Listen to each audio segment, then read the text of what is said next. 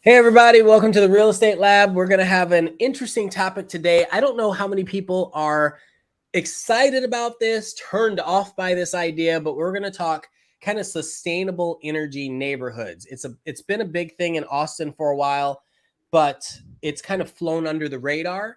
But as you look around in Austin, especially in the summertime, it's hot, it's sunny, and I don't know if you've lived here for a minute, but what are we looking at? So I'm going to ask you, Randy and JJ, what are we looking at for energy bills right now this summer? What are you anticipating?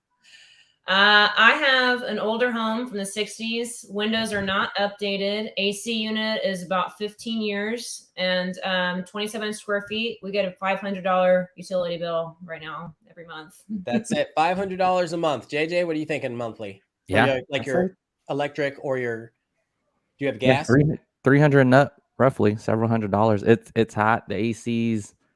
It's interesting too. I was talking to a property manager who manages a lot of properties, and the ACs are going out because they're getting overworked. They're overworked. People don't get this. They're buying a house from the 90s or the 2000s, and the ACs are at end of life, and they're like, it's fine. When I tour for out-of-town clients, like out-of-state clients, and they ask, does the house come with AC? I'm like, oh, you poor client. We have a long road ahead of us to make sure that you understand that, of course, the house comes with AC, and then let's learn some more about that.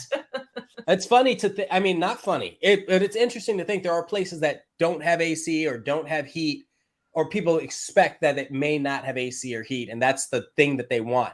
So that's part of it. The other part of it is if you're moving and you realize that you're not evaluating the utility bills along with the mortgages, you're like, oh, I can afford this house because I see it's priced this way on Zillow. But then you get hit with a $300 water bill. You're like, well, what just happened?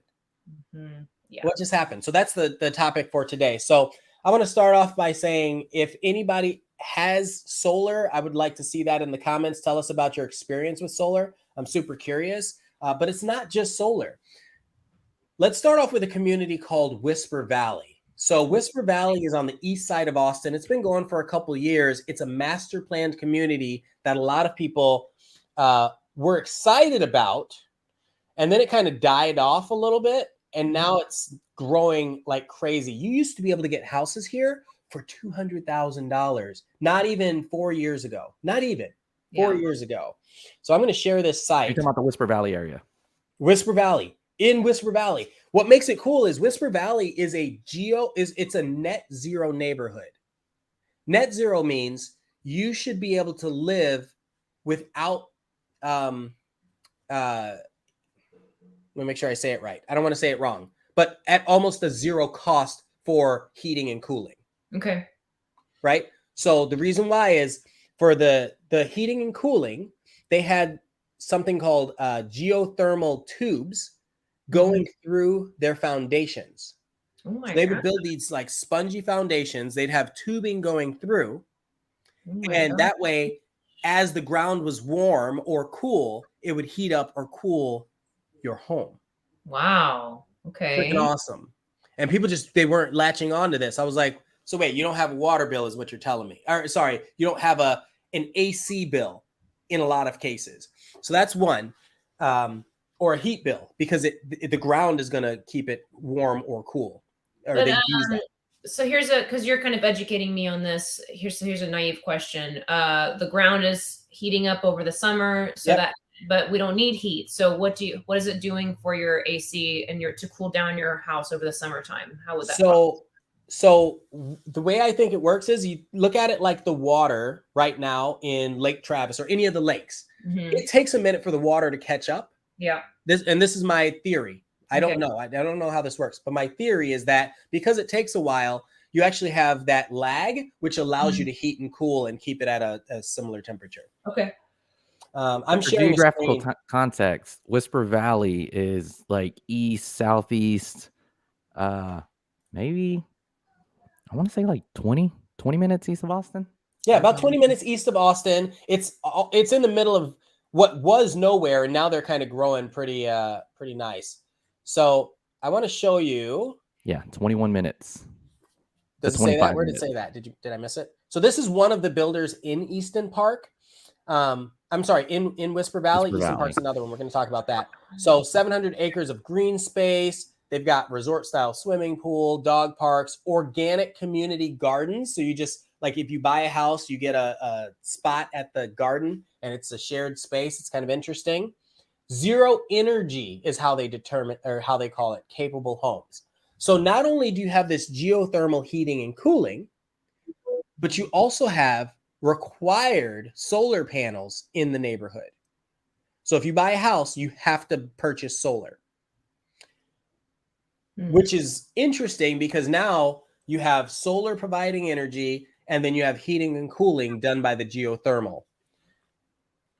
Is the solar already installed in the home though? Is that like part of the new home purchase that you're making? It's part of the new home purchase and it's required per the contract. Okay, so it's not that they're going to buy this, Oh no, they don't pay for it for you. Not in this case. Okay. Not in this case. And that becomes a conversation when we get to the next place I want to talk about. Okay. But yeah, so they just require that you show them. It's kind of like having a homeowner's insurance. You're getting a loan on a house, you got to get homeowner's insurance. In this neighborhood, you have to get solar. You don't have a choice. The geothermal is built in. The solar is something that you have to buy. Did my thing just go out? Oh, that's weird. Yeah, okay. So I'm showing the prices of the homes now. So you're looking at a 2,000 square foot, 4-bedroom, 2-bath house, $514,000. I'm telling you, 2 years ago, you used to buy these for buy them for $200,000. And I was like, why is nobody buying these? Why is nobody buying them? I don't understand. Well, I also would say it's a little bit more rural, depending on your perspective, but it absolutely is area. It absolutely is. It's in Manor, right?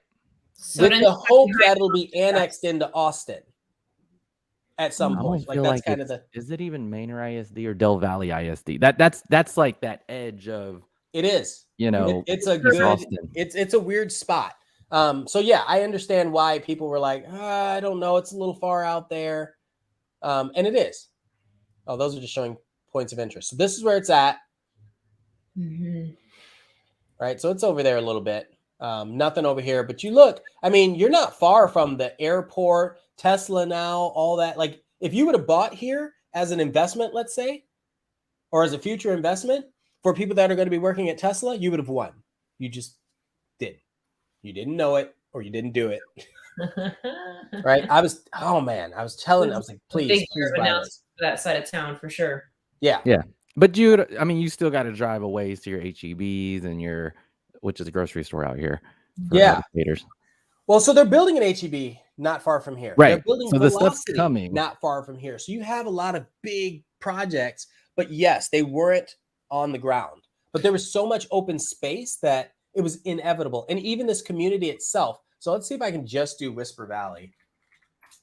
And I'm pretty sure when I've looked at the community before that it is Manor. And so then actually the property taxes are rather high compared to other parts, right? Because Manor always has that problem. And is it Whisper Valley in there too? It is. And it's a PUD. I think it's a PUD, not a MUD. But in any case, there's the property taxes for the city. And then there's the city/ISD. And then there's the improvement property taxes. And the improvement property taxes, while they will go down over time, increase the tax rate to be a little bit higher. Yes. When y'all say high, what percentage points y'all like 2? Always goes out at like 2.9 or something. Closer to 3. Yeah. Yeah. Yep. So it helps to not have utility bills. It does. I know. Well, that's the point. Right? That's the point. I don't think people see that a lot, right? It helps that your utility bills are nothing. Yeah. Yeah. It's huge. It can be huge, right? And I say nothing. You're paying for solar. Yes. depending on where you are, and this is a really important point. For those of you that have not lived in Texas or may not know this, Texas is a deregulated energy state. So if you're not in the city limits of Austin proper, and then a few other certain spots, you can choose who you want for your electric company. Huge, because you could get electric companies that charge you 50 cents per kilowatt hour, like TXU. Yeah. Sorry, TXU. I'm just messing around. I used TXU for Houston, and I would do free electricity at night, and I liked that because I cranked Okay, and they all have different plans and all that. It's like the difference between going to Best Buy, or where else do you go besides Best Buy to buy electronics these days? Or Amazon or Newegg or something like and shopping, or Target. Like, you're shopping for appliances, you get choices. It's the same thing with electric, or with energy here. So your electric, gas, if you have gas, actually gas, I don't know if it's deregulated, but electric. So that means you can go to a different provider and save some money, but you have to evaluate the plans and all that sort of stuff. But I bring that up because solar is one of those things. You have all these different solar providers, and you don't know how much you're actually going to be spending on the panels, plus government rebates, plus this or that. And if the neighborhood dictates that you have to use a certain company, well, you have to add that into the cost. Okay. Think about it like an apartment complex. You get an apartment, they tell you this is the cable you use, or the internet that you use. That's it. This is the water you use, and you're done. You don't get the choices. Well, in your neighborhoods, when you're buying houses, you get the choices here. Mostly. And to break this down to consumers, this is another loan.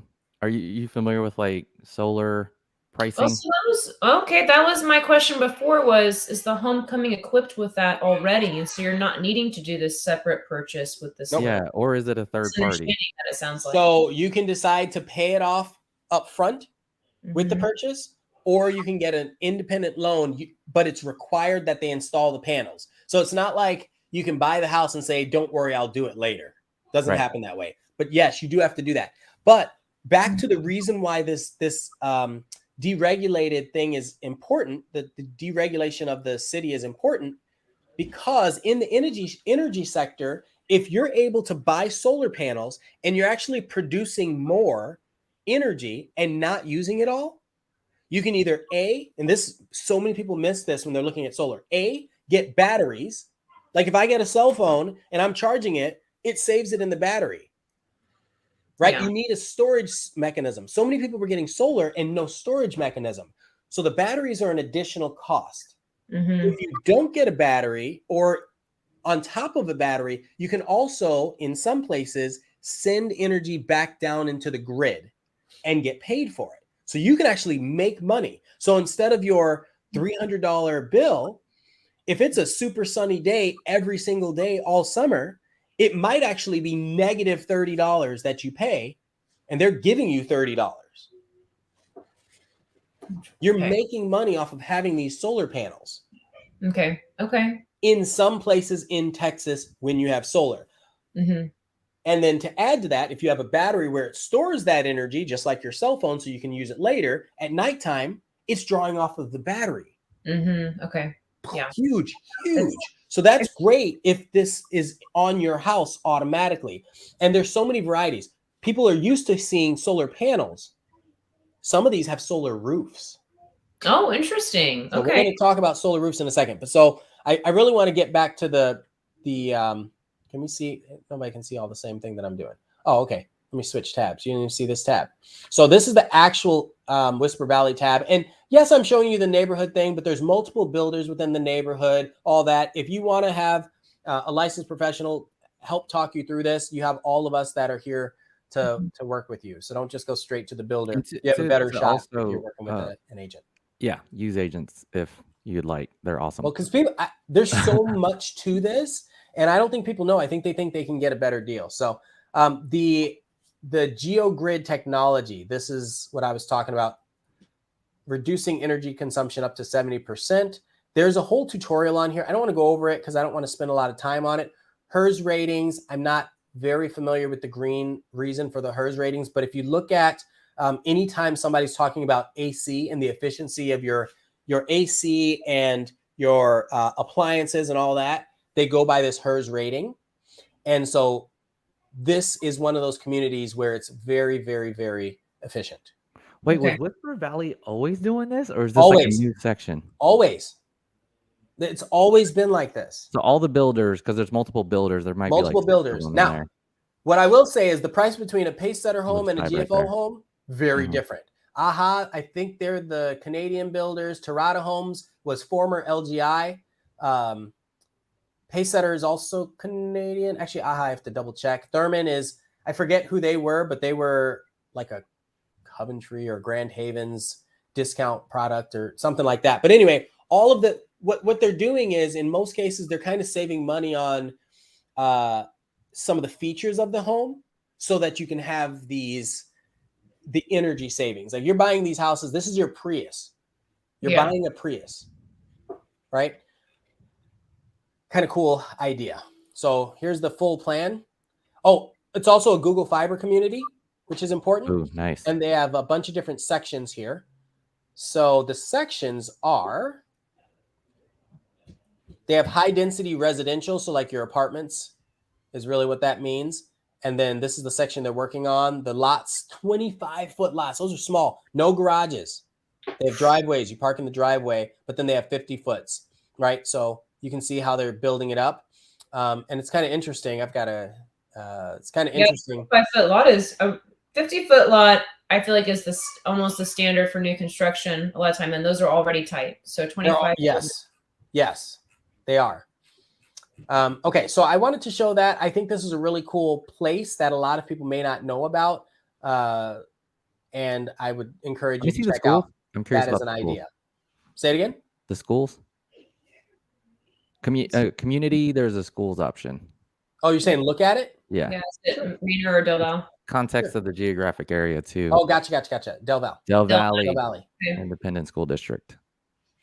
Which So they have a robotics program, by the way, for those of you that are interested in that. Mm-hmm. So they're putting a lot of money. This community is contributing a lot of money to the school district, along with not Shadow Glen, along with, you know, Tesla ended up having some say into that, I think. And yeah, it's kind of interesting. Very interesting point, Ian. Tesla planting themselves in that district, and you're saying that they had a say in making sure that robotics came to Del Val ISD? I don't know this. I wasn't in the room. Kind of an interesting theory, but though. if you think about the segue into what they're building over there, how much the supposed tax savings are in that area, why they chose this area. Yeah. And all of it kind of falls into play. Was still intact when that was going on, right? So okay. So the next thing I want to show you is this. So this is I hate these little ads. So this is called Easton Park. Everybody's heard of Easton Park. Electric.co is a publication that I follow a lot because I'm into the energy sector. But what's interesting about it is they featured Easton Park in Austin because they're building houses out there. There's a section called Sun something. But these are roofs that are actually solar panels. Okay, wow. They're actually solar panels. So what I'm going to say is if anybody is interested in a solar product or any kind of product from Tesla, shameless plug, I'm going to drop a link in the description and we both get a mutual benefit. You'll get a discount on your solar panels. I'm not selling solar. I'm just saying if you end up buying it, we all win. But you like solar. Like this is kind of you like this sector of industry. Yeah. So we've got some comments coming up. I'm going to show that in a second. But where I was going with that is most of the solar companies that are out there, they'll do whatever for their panels. But then if you do end up buying a battery or wanting to buy a battery, they end up getting Tesla Powerwall batteries anyway, which is interesting in a lot of cases. Same with solar. You can get Tesla solar panels, you can get a Tesla solar roof, or you can get just other company solar panels. Okay. It's all part of your choice. But in this situation, I didn't mean to click on that, but you can't tell that this is a solar roof. The shingles are the solar panel. That's so interesting. Yeah. What are the Freaking shingles awesome. made out of, I wonder? That's super interesting. So this is a section of Easton Park where they have this available.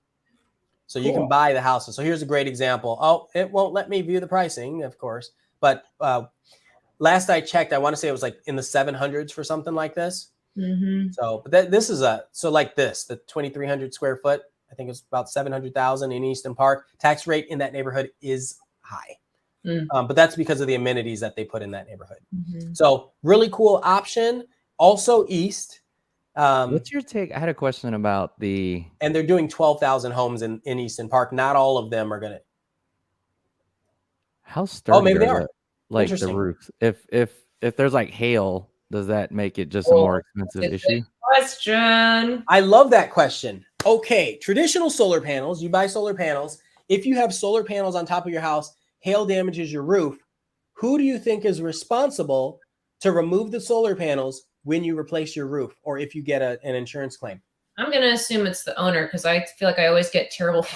Everything related to solar panels sounds complicated. Expensive. So is it the owners? Yeah, that's kind of what I'm getting at. My experience sometimes on a resale, the solar panel costs, just like any other upgrade or update or design feature, you throw it out on the resale market and there could be varying aspects of valuation. And if a buyer's not interested in it, you don't necessarily get that back. Joshua Morris, wish we had net metering. We're going to talk about that here in a second.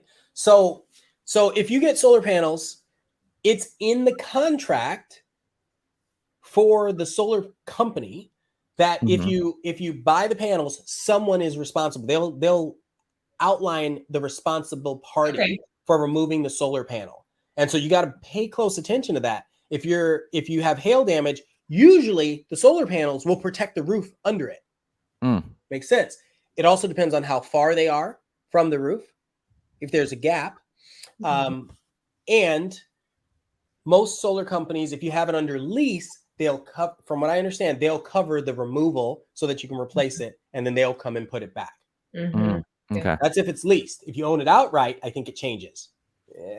Probably depends on a warranty that you get with the solar panels. So yeah, back to the solar roof itself. And this is not supposed to be a solar podcast, but it is important, I think, as when you're looking at energy, because a lot of these neighborhoods, a way they save you money or try to save you money is by making the neighborhood solar, like a required thing. So it's an incentive to move into this neighborhood, because in Austin, we have, more than 200 on average sunny days in a year. Right. It might be way higher than that, but we're like one in 10, one of the 10th sunniest places in the US. I don't know. Yeah. These are all things that I heard years ago, haven't validated, but I feel like it's pretty darn sunny most of the time. And you're saying that because solar, there's a factor in regards to like solar in Seattle might not be as beneficial because it's so cloudy. Right. Exactly that. Solar in Houston, if there's always friggin' hurricanes or storms, I'm just kidding. Yeah. I got to stop messing. We're not meteorologists here. Yeah. So to answer your question, if it's a Tesla solar roof, you can go straight to my link, which will take you to the Tesla solar page, and then you can look at whatever the roof is made of. But they did think about that. I don't know that hail. It probably depends on the size of the hail, but just like anything, if the hail breaks through it, you're going to have to replace the parts that it hits.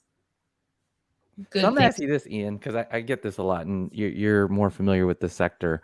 Is it always worth it to get solar panels? This is Joshua's comment. So let's pull it up. So Joshua Morris says, don't want to derail, but recently got solar here in Austin. It's worth mentioning. Austin Energy's value of solar. I'm going to talk about that in a second. Billing scheme is interesting. We produce 70% of our own energy. So he's talking about his house. They produce 70% of their energy, but Austin bills you progressively more based on your consumption and buys back what you produce at a flat rate. Our bill is 150 plus, is still 150 plus with solar. So instead of a $300 bill, they're paying just over 150. So it's reduced, but it could be even more. It could be $100. It could be $60. But the way Austin Energy bills it. So the reason why it goes back to what I was saying about Texas being deregulated, unless you're in Austin proper. If you're in Austin proper, you have to use Austin Energy. And they build differently than some of these other companies. And so if you were off of the Austin Energy grid and you had solar, you can actually hit a negative billing cycle. Okay. So if you buy it in Austin proper, you're going to get this situation. It's going to be scrutinized. It's going to be evaluated differently.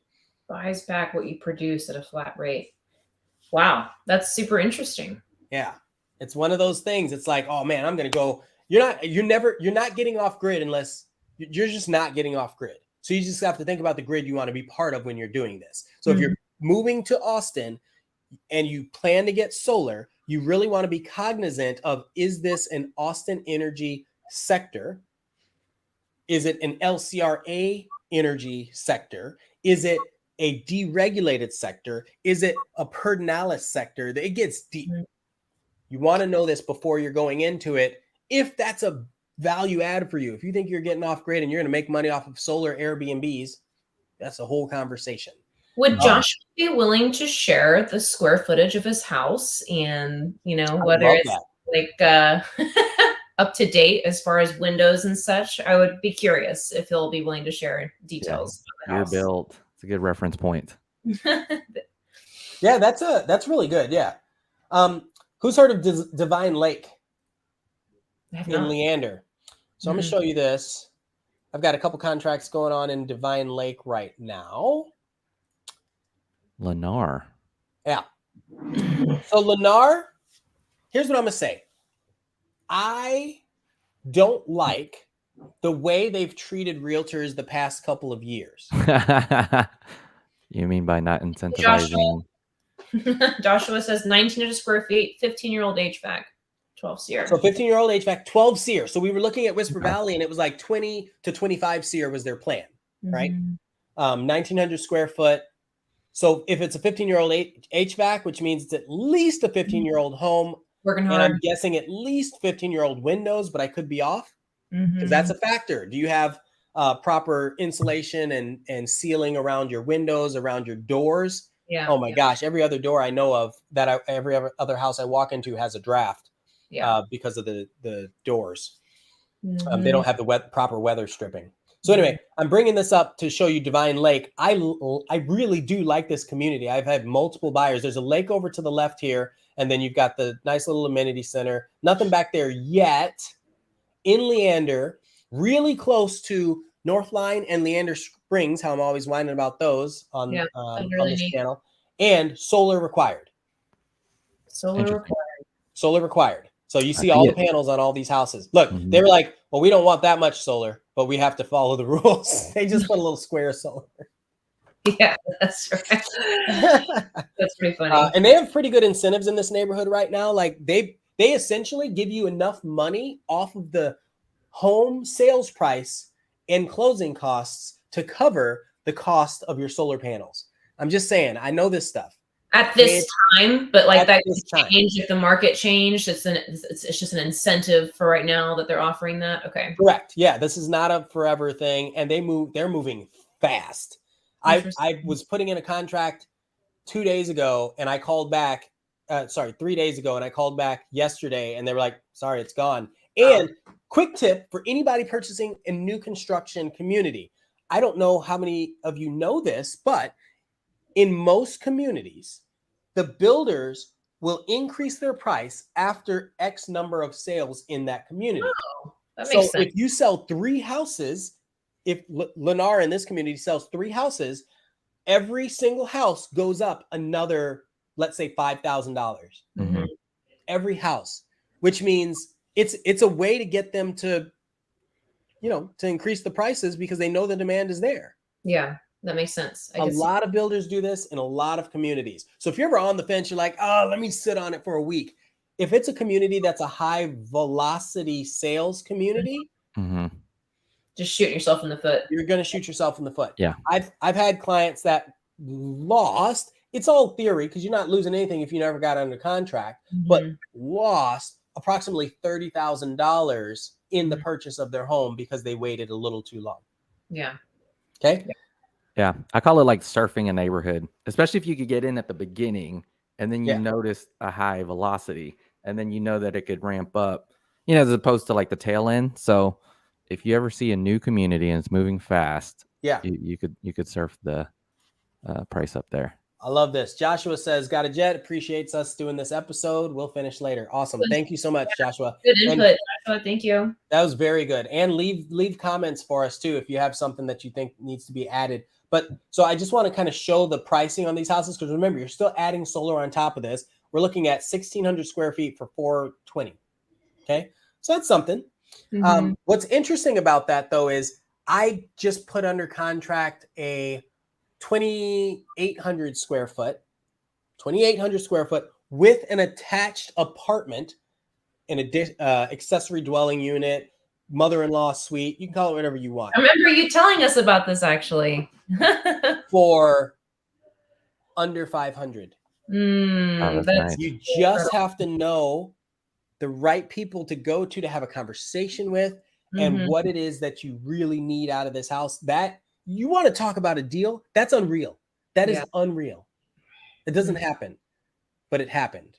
Okay. Did it fall out of contract? Was it one of those? It did. It fell out of contract. I've done enough deals with the reps in this neighborhood where they're like, I get the text messages. They're like, hey, you got anybody for this? I was like, yeah.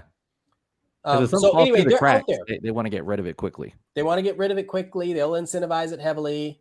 It's already built, ready to go. But anyway, I want to show this. This is a really cool community, actual lake right here. They're done with this phase and they're still moving over. Okay. Yeah. As I zoom out more, the neighborhood. This is really important.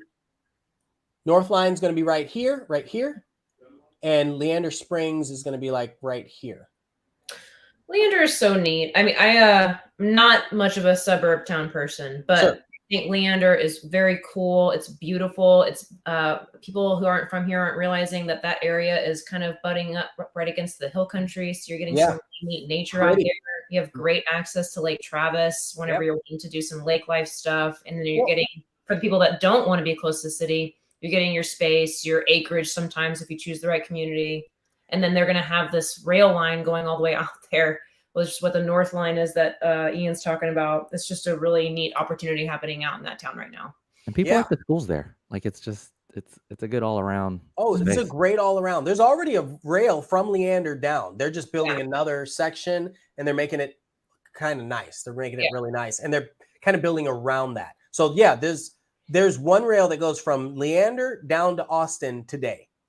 It's pretty much your travel options, right? You don't get that if you're in Georgetown right now or Round Rock. It's not the same. You have one from Leander down. Oh, and it's Leander ISD is the top performing like large school district in the Austin area. Not the top performing because there's smaller ones that do better, but Leander is huge like Austin ISD and Round Rock, and they perform better than those districts. Well, and as much as I whine about Treviso, it's what they did is they just lumped it in with Leander and Cedar Park ISD. And so Treviso's like way over here. And when you say whine, you're talking about the location and how to get around it? There are lots of reasons why. One of them, the tax rate is one of the highest, but you have a school district that supports it because that's where most of your taxes go. The second is you're on this side of the lake. How long do you think it takes for you to get downtown if you're on this side of the lake with no way to cross the lake? It's a very roundabout way. It sucks. And on a slim road, it's hard. And don't get me wrong, it's beautiful.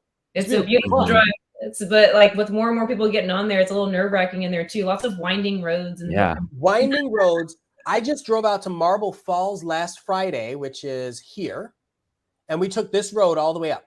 So this is what it turns into University in Round Rock Cedar Park. It turns into but you take that road all the way up to Marble Falls. It's an hour drive, not very long, but it's also an hour from Treviso or the Hollows over here to get to downtown Austin. Right. Because the traffic here, it's a single lane on either side road. There's deer, no street lights, and people flying at like 70 miles an hour because our speed limits here are just uncontrolled. And then as soon as you pass like this point right here where the Colorado dips in at the top, as soon as you pass there, nothing, just hill country. Yeah, it's beautiful. It's beautiful, but on a motorcycle, Comes on the scary. driving It's a little cost. scary. Yeah. It's meant for a particular group of people that are looking for that some separation. But people don't know. I don't know that people know that. They're like, I heard Treviso is the place to be. It's like, okay, well, you can buy there, but The I'm houses are telling beautiful you, if you too. don't I leave think your that's house, what's it's the distracting. place to be. Yeah. Yeah, they see the house and they're like, Yeah, if the you neighborhood don't looks have any amazing. friends, it is the place to be. If all you do is play games online or talk to people online and Zoom and work from home, you got to check your internet. But then it could be the place to be. Yes, the internet. Yeah, it's one of those like, are you all about your house and not about the location? Correct. Because then And it will might be sell. for The you. property values are going to continue to rise. The neighborhood community, awesome. But if you want to get down to Austin, if you're currently driving more than 30 minutes, you did it wrong. You're doing it wrong, or It's what you maybe we want. can talk about a Yeah. new spot. You You you didn't care to be around the central business district of Austin, Yeah. Well, it depends. Everybody's got a different lifestyle. right? Yeah, Right. which is fine. Which is fine. In Texas, is it required? Is it? So Don Christopher's asking, is it required to pay your property tax along with your mortgage a month, or can you just pay your mortgage and property tax separately? What do y'all think? It's up to you on whether you're going to escrow your insurance and tax payments, and your lender will ask you that question when you're setting up your loan on whether you want to have an escrow account or not. So I find an escrow to be a safe way to make sure that you're stockpiling, but some people just don't want to do that. And then you can pay your lump sum at the end of the year if you would not have that escrow account attached to your mortgage payment. I'm a fan of escrowing. Yeah, it just. You are a fan of it? Yeah, it's like I think it my makes sense. lender sent me my letter of saying your property taxes went up, so we're gonna increase your monthly bill starting in July. And I'm like, I'm glad that they're doing that, because I certainly wouldn't have been forward thinking enough to stash it. So Yeah, stashing is good. I want to show this one. I think this is the last one we're going to have time for, but it's probably the one that's causing the most buzz right now. And yes, a lot of these are suburbs, but there's a few. I'm actually going to show you two. I'm going to show you two. I'm going to start with this one. And you guys, this is going to blow your mind. Whoa. Okay, so there's three of these, 3 locations right now where they're working on this. And it's basically a complete modular build your own style home setup in Austin. Very energy efficient, kind of out in the hill country. Look, EV leased along with it, blah, blah, blah, blah, blah. Wow. oh my god. I've got 2 Cybertruck reservations right now, by the way, if anybody's interested in buying one from me for way more than it's worth.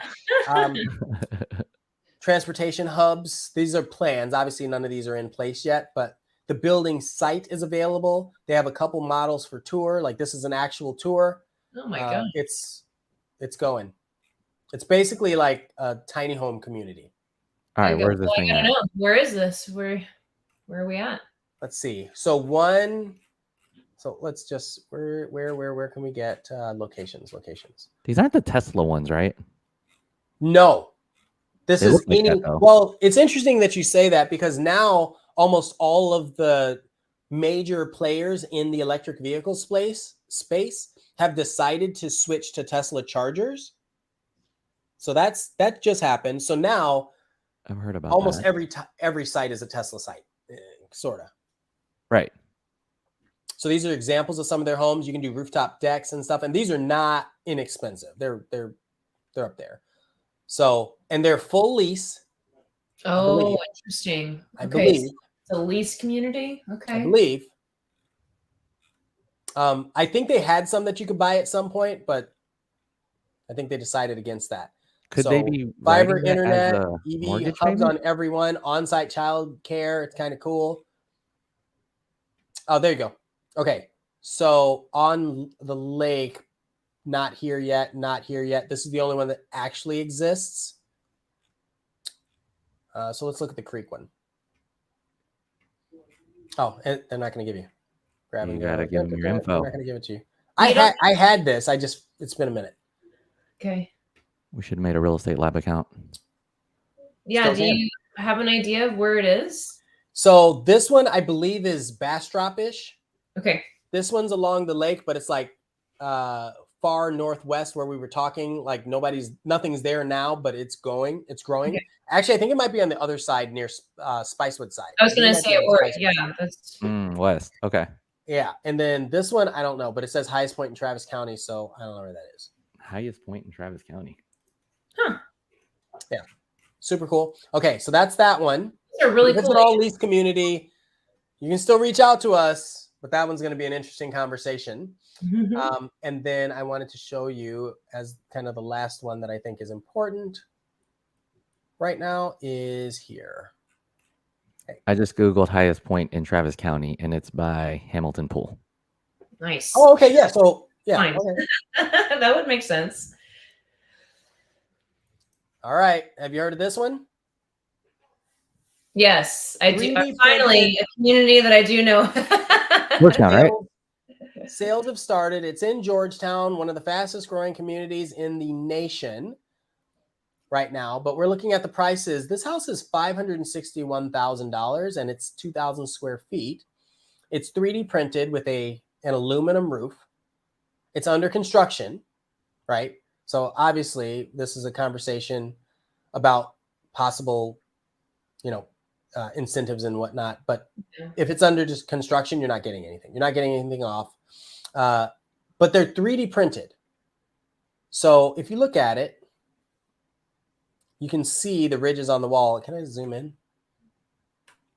You can see the ridges here on the walls. I have been so curious to where they're printing the outcome of this. Yeah. Have you been yet, Ian? They wouldn't let me go. Okay. So they have public tours. So I am getting ready to sign up for a public tour so that I can go through and document it all. But here's the printer. Here's the setup. Oh, wow. Wow. That's so weird. Oh my gosh. But they still frame, right? Like it's more the mortar part. Look at that. No, look, it's the printed inside. Gosh. Here's what I'm curious about. So you've got stained concrete and 3D printed. So they put the slab down, they stain it, they print around, and then the rest is. Here's where it gets interesting. We know that we have foundation issues in Austin. Yes or no? Yeah, I'm sorry. I am mesmerized by your video. But Yeah, yes, I'm super curious about where you're going with this. So we know we have that as a concern. This house, in my mind, I didn't see rebar. It's not reinforced. Yeah, That's scary to me. A great question to throw at the public tour. It's right? Probably I've seen framing. I don't know. I think like I've got a 3D printer right here. I could print a mini version of it and then let it soak in water for 12 months and see what happens. Right? But yes, it just But it also depends on the area. Like East Austin's different from Central Austin. I don't know much about Georgetown, but I haven't. Georgetown is on a rock quarry. Actually, I've seen it's all limestone. Yeah, whole thing.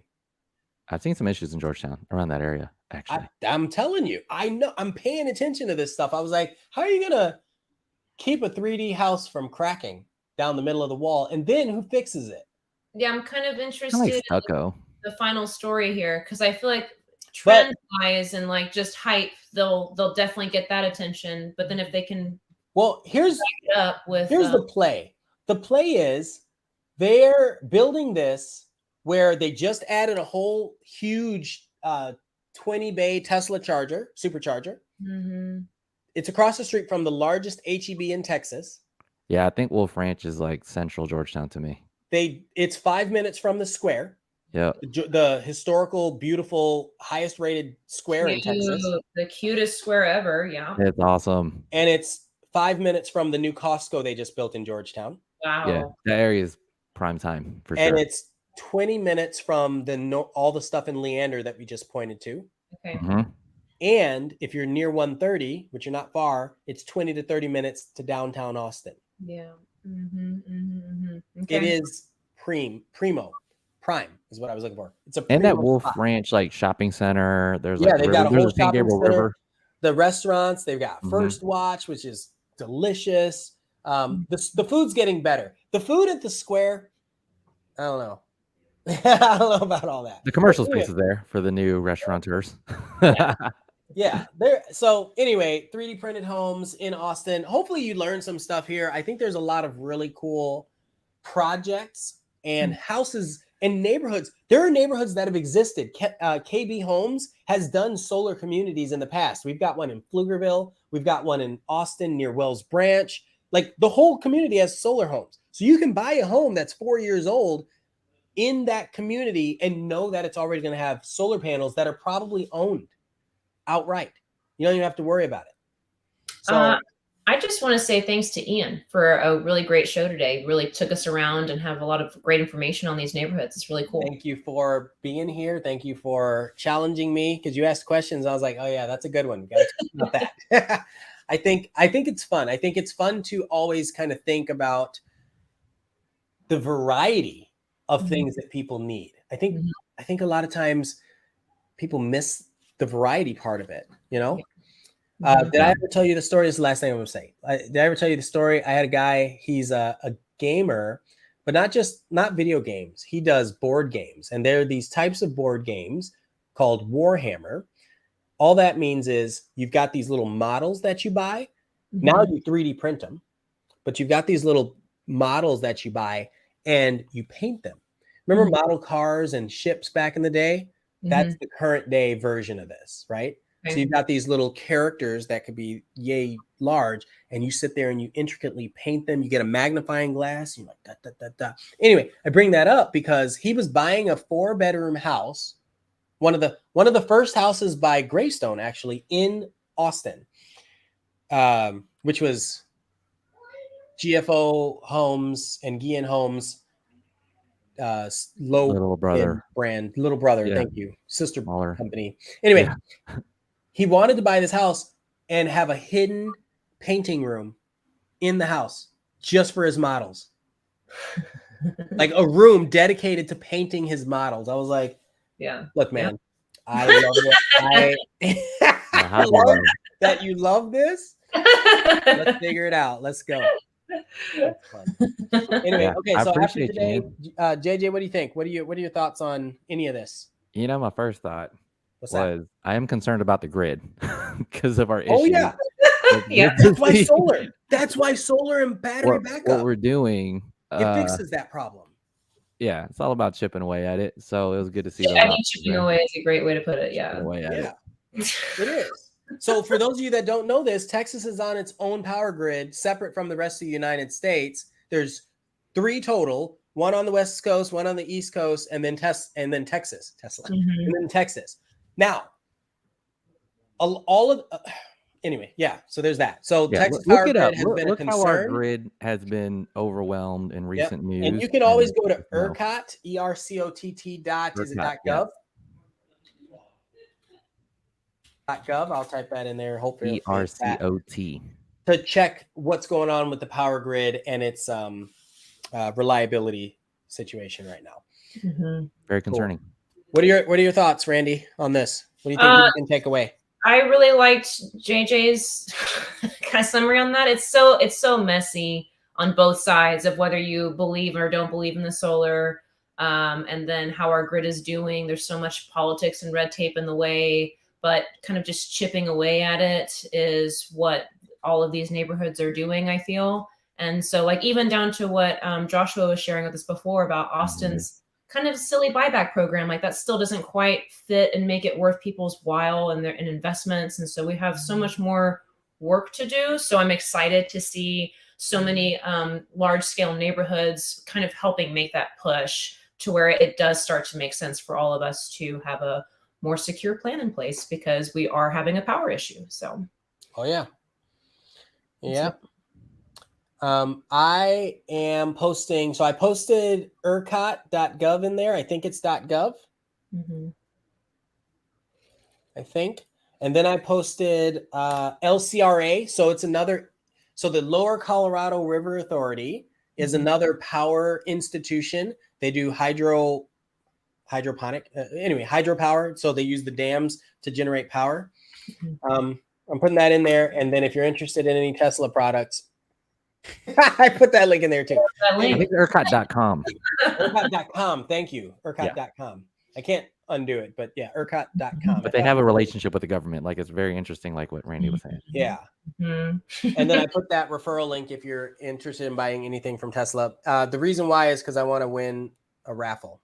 So help me with the raffle. Thank you, everybody. We appreciate you showing up and watching our show. And we'll see you again in a couple weeks. Thanks so much. Happy 4th.